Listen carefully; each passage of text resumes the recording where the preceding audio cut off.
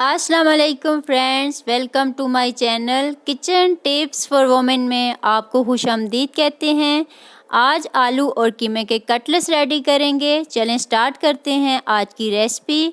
Pan के अंदर हमने 4 टेबलस्पून कुकिंग ऑयल ऐड कर दिया है। 1 kg पहले से वॉश किया हुआ कीमा इसमें ऐड कर देंगे। कीमे को हमने अच्छे से वॉश कर लिया था, एक्स्ट्रा ब्लड और वाटर रिमूव कर दिया था एक छलनी की मदद से। तो आप देख सकते हैं कीमा बिल्कुल ड्राई है, इसमें पानी बिल्कुल भी नहीं है। 15 मिनट तक इस कीमे को लो फ्लेम पर हमने कुक करना है। कीमे ने अपना पानी छोड़ना स्टार्ट कर दिया है। इस पानी को हमने ड्राई कर लेना है ताकि कीमा कुक भी हो जाए और इसका पानी भी ड्राई हो जाए। एक्स्ट्रा वाटर हमने बिल्कुल भी ऐड नहीं करना। तो कीमा रेडी हो चुका है, फ्लेम ऑफ कर देंगे और इसको ठंडा होने के लिए छोड़ देंगे। दूसरी तरफ हमने एक खुला सा बर्तन ले लिया है, इसमें कीमे को ठंडा करके ऐड कर देंगे। 1 kg बॉयल पोटैटो लेके हमने छोटे छोटे क्यूब्स में कट कर लिया था, वो ऐड कर देंगे। 1 कप चॉप्ड ऑनियन ऐड कर देंगे।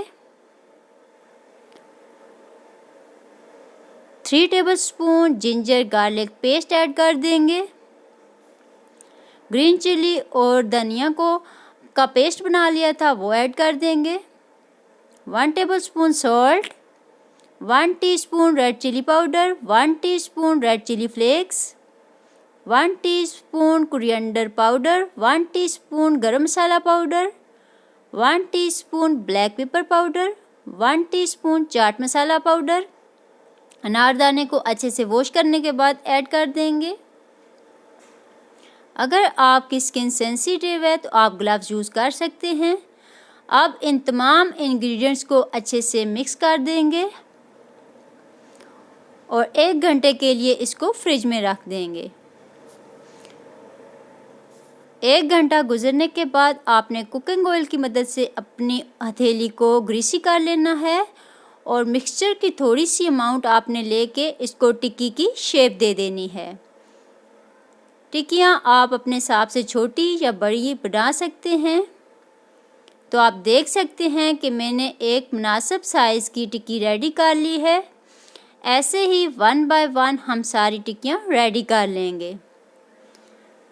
तो सारी टिक्कियों को रेडी करने के बाद अब हमने एक एग लेके उसका मिक्सचर रेडी कर लेना है और इसमें हमने टिक्कियों को डिप करके अच्छे से कोट कर लेना है। पैन में ऑयल अच्छे से गर्म हो चुका है। 1 बाय 1 सारी टिक्कियाँ ऐड करते जाएंगे। इन टिक्कियों को आपने मीडियम फ्लेम पे कुक करना है, हाई फ्लेम पे ऊपर से जल जाएंगी और अंदर से कच्ची रह जाएंगी। 5 मिनट के बाद इनकी साइड चेंज कर लेंगे।